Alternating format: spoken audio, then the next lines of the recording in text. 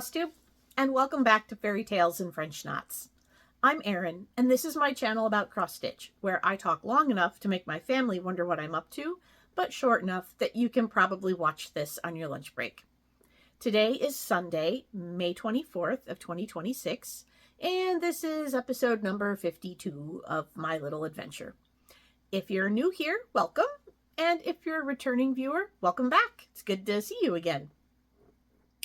Today I have some things to show, some progress, no finishes this week, a little bit of stash, and some plans to talk about. So let's start with what I've been working on.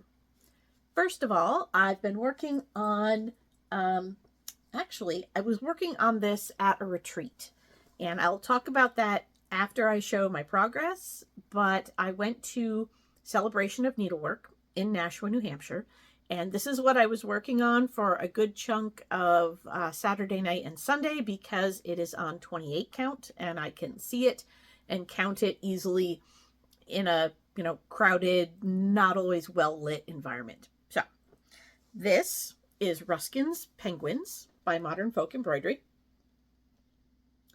And I haven't worked on this or shown it in a while. So over the weekend, I worked on, I think, this little penguin here, some of this guy. I started this snowflake, and I did some of the border. Again, it's a 28 count, and it's a hand-dyed fabric, which I think looks a bit like the Northern Lights. And the flosses are also hand-dyes. They are Roxy Floss Co. Blackboard and Snowflake or something. Anyway, it's a white and a black overdye or variegated. I don't always stitch every stitch, as a complete stitch. Sometimes I stitch across like it's a DMC solid color because with these, the variegation is so subtle that it doesn't matter a lot for a pattern like this. And here is a picture of what the finished piece looks like. So yes, this is, again, Ruskin's Penguins. So I got a little bit done on that. It feels like not much until I think about, wow, I went through 2 whole lengths of floss and, got quite a bit of that border done. It just doesn't look like it. So that was Ruskin's Penguins. I've continued to work on Strawberry Fields by Monster Bubbles, and this piece just makes me happy. Here's my progress. I did take this to the retreat as well, but it is a 40 count, so it's tough to work on without good lighting and sometimes magnification. So I worked on some of the lettering. I got a couple strawberries filled in, and yeah, made some decent progress. According to Pattern Keeper, I'm at about 43% on this one. So yeah, it's coming along. And this is a 40 count, but it is a 40 count Verdal, which is an even weave. So there are no slubs or fat and thin threads like you find in a 40 count linen.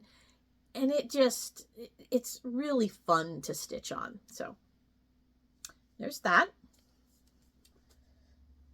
And then last night, I had a wild hair and I had to start something new. Because that's what we do, right? I started Spring Fling by Blackbird Designs. Now, I know that spring will soon be over and then I'll have to find something summer, but I picked this up at a fundraiser for a friend of mine whose yarn shop was destroyed in a fire. So I got it for a steal, and it was fully kitted with all of the Gentle Arts fibers. And what's really funny about this is if you've purchased overdyed flosses anytime recently, this is what? Gosh, 1, 2, 3. This is 11 overdyed flosses, plus the pattern, plus the fabric. I paid $10 for it. And all of these flosses still have their price tags on them. They were $1.89. You can't buy variegated flosses for $1.89 a skein. You haven't been able to buy over-dyed flosses for that price in probably, 20 years? Holy cow, people. So, anyway, I started this last night. I didn't get very far. It looks like a mustache. This is a little bit of dried time on whatever color fabric this is. I think it's the called for, because this was completely kitted with called for stuff. And the fabric that was called for is Glen Ellen Blend by R&R Reproductions. This could be that. It had no tag. I don't know. So I started that, and it's a 30 count, so I can work on this in the evenings downstairs while I'm watching TV. Don't need my magnifier for that either. So there's that. And then just today, after I'd been working on that last night, I decided it was time to get out Bluebell again, my one Mirabilia. So there's where she is right now. This morning I did some of the blue right here, I think over it here. It's a whole lot of number 800 blue. And the fabric I'm using is an old Silk Weaver. I don't have a name for it because I used to buy Silk Weaver from their Solos selection online, like, again, 20 years ago.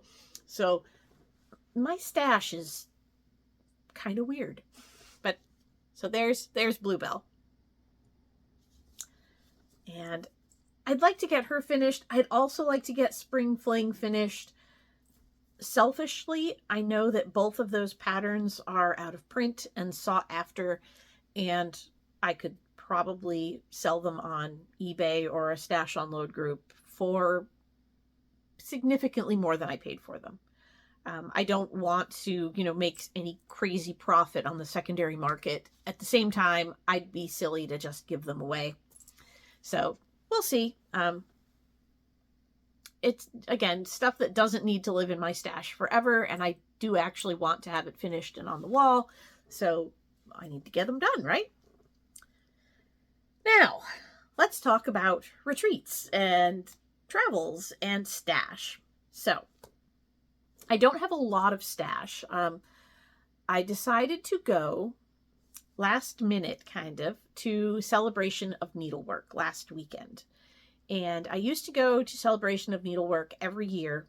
And then once I got into StitchCon about 3 or 4 years ago, I stopped going to Celebration because Celebration is in mid-May, StitchCon is in early to mid-June, and my budget just couldn't handle it. It wasn't realistic. Plus, with my child having spring sports and all those things, it was just getting way too stressful. But this week, or this year, I decided that I missed my Celebrations friends. And, not to be, sad and morbid and weird, but when you only see people once a year, you never know what's going to happen between one year and the next. And people pass away. People don't come back for whatever reason. And it makes it really special to see folks. So I decided it was time to, load up my car and go. And I reserved my rooms, must have been like Monday or Tuesday for Saturday night. And thankfully the room block was still open so I could get a room. I did not attend any classes, which is kind of funny because when I started going to Celebration, I just went and didn't take any classes. And then as I got more comfortable with all the ladies who were there and the way the event was structured, I started taking classes because it was really fun to learn, new stitches and history and new assembly ideas. And I learned how to weave a Nantucket basket even. And now I've kind of stepped back to where I was almost 20 years ago. Partly because of, excuse me, because of the cost. And again, it was the last minute, and I knew that most of the classes were offered on Friday and Saturday, even some on Thursday. And I wasn't going to get there until midday Saturday. So there really wasn't a lot left to choose from. Plus, I would have just driven for 5 hours. And who wants to sit and learn something after 5 hours of driving? Not me. So I did get a ticket for the Saturday dinner, which is where the raffle silent auction event is, and they award the raffle baskets. More on that in a moment. So I went to stitch with my friends. Like I said, worked on Ruskin's Penguins, a little bit on Strawberry Fields, and went to the shopping floor. Now, did not buy a lot. I bought, one moment. Okay, so things I actually purchased with money from my wallet. I bought from Sharon at the Purple Thread this little sampler called Strawberries in Green, which is incredibly simple, but just cute. And lately I've had a thing for strawberries, and a little bit more on that when I get done here, right? So I bought this, and then I found this piece of chocolate mousse 36 count Lugana from Hand Dyes by Jim, which I thought would look quite lovely for this. So basically bought a pattern and then kitted it with the exception of the floss. And I have tons of floss at home. So a project right there to do. I bought from Stitch New England and their Under the Sea Fabrics trunk show this piece of lapis. And again, this is another 40 count Verdal, just like my my purple strawberry piece. This I want to stitch. There's a creepy mermaid. I think it was by Mama Witch Cross Stitch that I have in Pattern Keeper. And I think this would be perfect for the mermaid. She's like a zombie mermaid with little zombie anglerfish, and I think she'd look great on this. So I bought this with intent. I bought this from Rebel Stitcher. It's called Cheeky Gaelic. And if you can read the bottom, my sister has been learning Gaelic. So I want to stitch this for her. And I think I even have some little frames I can put it in. So I got that. I bought that also from Hand Dyed by Jim, because he has a giant booth with every kind of fabric and lots of patterns. So I bought that. One of my friends, hi Abby, was doing a bit of de-stash, and she had this blackbird pattern in her de-stash. And I grabbed this from her. Thank you. Because I really like this little house. And I also like this drum up here. I have probably zero intention of doing the big sampler. So, sorry, Maria Selby Humphrey, 1831, but I don't want to reproduce your sampler. I just like the little house and the little drum. I did that. And then, oh, this comes when you sign up for Celebration, when you buy your membership, which gets you entrance to the dinner, or the ability to purchase tickets for the dinner. There's a little member pack, and in the member pack this year is this little needle case, which is fully kitted, and there was a pin which I put on my bag, so I technically paid for. And then that's not it. One moment while I dig into this box and find the thing that should be right there. So there was a booth of old frames and, accessories. I think they had a featherweight sewing machine. I did not buy the featherweight, but I did pick up this little picture frame for $6, which I think is super cute. It is a 4-inch square frame. And then I think it was the Mayflower Sampler Guild was there with like a stash sale from all of their members. And I picked up this little guy for $1, which I think would look really cute in that frame. Apologies, barking dog. Yes, so anyway, I picked up this little ink circles pattern, which I think could look really sweet in this frame. If it doesn't, I have other small ink circles designs, and I just kind of like the violets. They're cute. And then I also, from the same little booth, picked up the Nebby Needle Mr. Claus at the Ready, because I just like old Santas. I think he's sweet. So those were the things I paid for in the shopping area. Oh, I did buy an additional set of the Beneath the Waves flosses because I've picked the patterns I like, and then I looked at one of the borders that someone designed, and I figured out how I want them all to fit, and I think I'm going to need more floss. So rather than order it, I bought it because I was there. So those were the things I bought. Now, there are raffle baskets. And y'all know me and raffle baskets, right? I'm a little bit obsessed.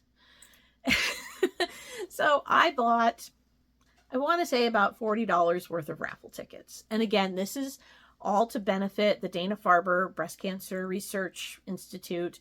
And I don't feel like I'm wasting my money, even if I don't win. But walking along, I saw a lot of baskets that had some things I liked, but none that just screamed, I love everything in this basket, right? So I sprinkled tickets here and there, and I get to the end of the line, table full of baskets, and I see a basket, or it was like a paper box that's green and tied with red and white ribbon, and the patterns that I see sticking out of it are mostly Christmas. I like Christmas stitching.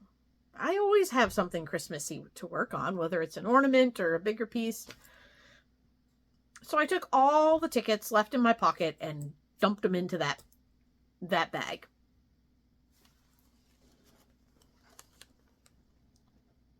And it came home with me. Right? So it was kind of an eclectic mix. Some of it was a little weird. There were some Christmas patterns. There was this little Lizzie Kate, this was in the front of the stack of patterns. There was the Primitive Hares Arctic Circle ornaments. There was several of Rami's. So we've got Enjoy Christmas, and we've got Christmas Calories Don't Count. And we've got, what else is in here? We've got this Deck the Halls from Just Nan, which has all of its beads and doodads included. So that was pretty cool. What's this? Oh, yes, another Rami's. My favorite color is Christmas Lights. That's kind of cute. So, it was not totally misleading being Christmas with Christmas things in it. It also had this little tuck ornament, so I'll definitely use that. Oh, it had this, which is a little tiny pendant, and it comes with the pendant to put together. So again, the kind of thing I do. I like little weird things like that. Also had Little Williamsburg. The days are short, the weather's cold. By kitchen fires, old tales are told. Little kit, all the stuff. So that was cute. That looks like a 40 count. So that'll be something I can't work on, like a travel project, which I could always swap out fabric. So that was there. But then, after all of that,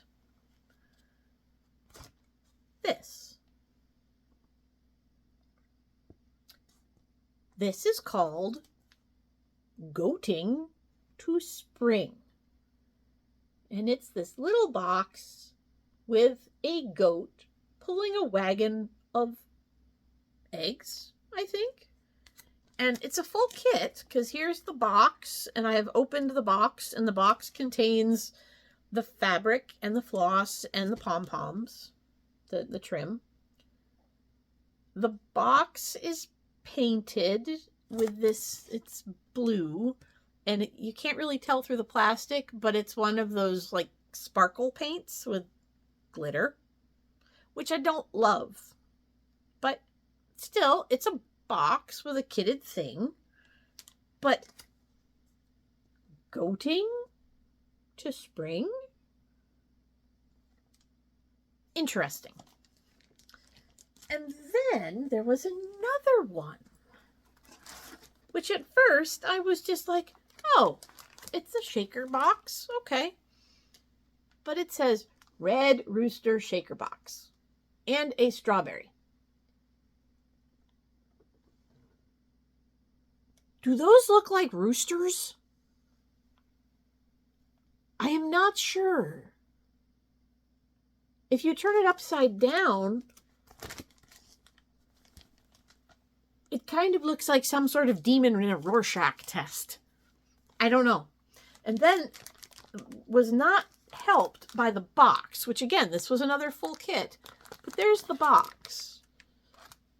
And maybe it's just because I watch crime shows while I stitch, but this looks rather like something that might have been left at a crime scene with evidence splattered on it. I don't love this box. Even if I can say, oh yes, I see a rooster, I can't unsee what looks like crime scene on that box. So I'm actually thinking of finding red rum stitched, or stitching the word red rum and making it look like, you know, that drippy crayon from The Shining sort of effect. I don't know. But yes, so this was my raffle prize, and it was kind of fun. I mean, like I said, there are things in here that I'm pretty sure I'll use, and others that I may not, and just pass on to other folks. So that was interesting. And then at the dinner, which I did go to the dinner on Friday night, we got a copy of Cross Stitch, Just Cross Stitch magazine, and everyone got different issues of Punch Needle and Primitive Stitcher, which I subscribe to, so maybe I'll do a giveaway for some of these, because people gave me theirs. I may have taken them because they offered them, and you know, it's sometimes nice to sit and thumb through a magazine, even when you have it in digital form. So I have the fall 2024 issue, and I have, this box is not very sturdy, I have the summer 2025 one. The other thing I have from Susan Greening Davis is a little kit. So I should say, at the Saturday night dinner, these things are on the table as, you know, thank you gifts and such. So she designed this little sampler about, actually it's very sweet. It says, "May the day be filled with joy, kind people, and unexpected blessings." And then it's got all kinds of little sampler motifs.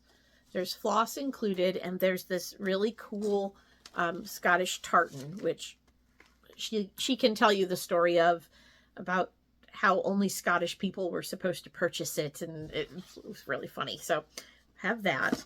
And then from Sharon Verbose, the purple thread, every year she does a breast cancer piece. It used to be strawberries, then it was houses, and now she's started doing little ornament or necklace pendants.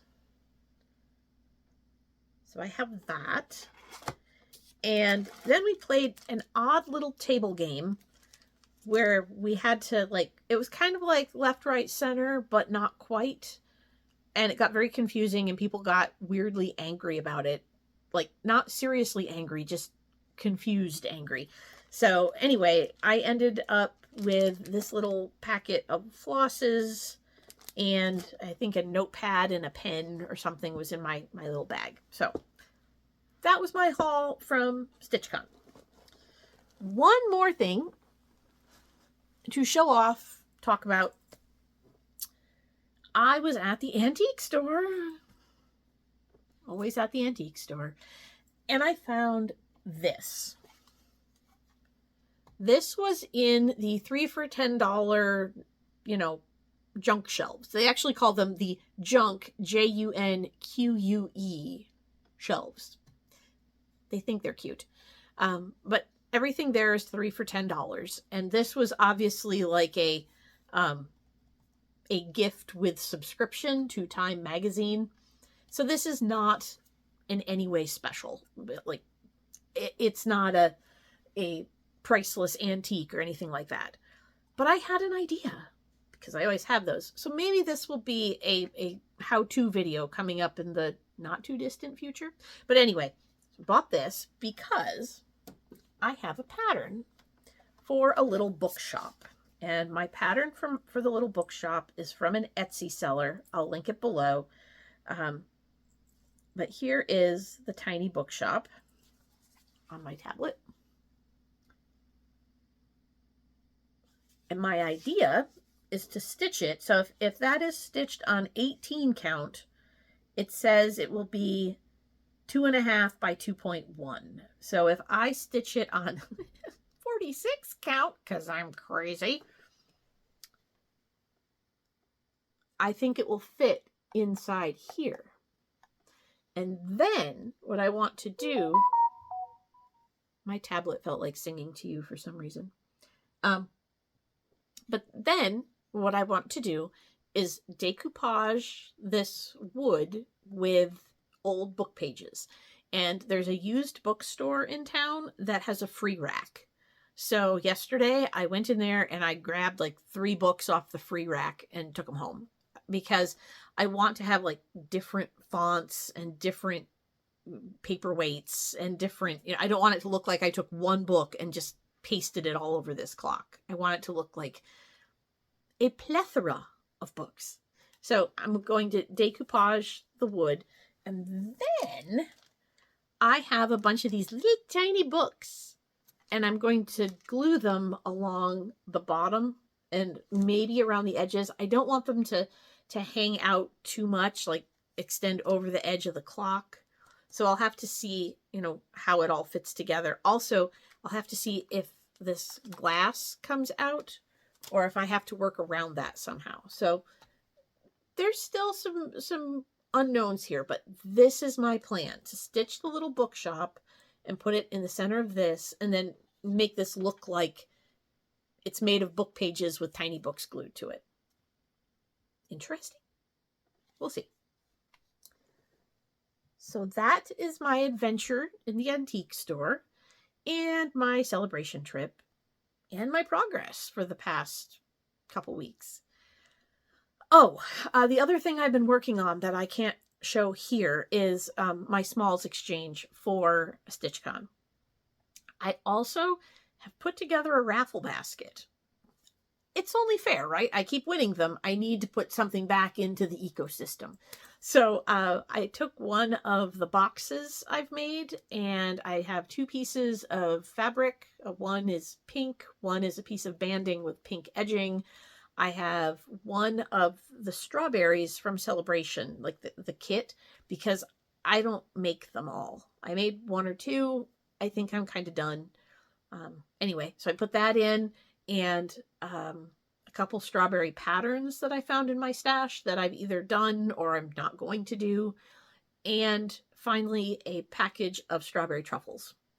And I'm making a strawberry moon raffle basket because I know that there's always a bunch of stitchers at StitchCon who have done strawberry moon things. So I'm going to bring that. I'll have to ask Barbara if she wants to do it on the, drop a ticket, or if she wants to use it for the auction. I don't care. Either way, it's getting stuff out of my stash and into someone else's. So, until next time, which will probably be, I don't know if I'll post before StitchCon or not. If it is after the weekend after weekend A, so I guess June 19th and 20th, my husband is having knee replacement. I will be home being both nursemaid and, physical therapy enforcer, making him do all the exercises. So, maybe I'll get some time to record a video while he's napping or something. Anyway, until next time, keep making cool stuff and being awesome people. Bye.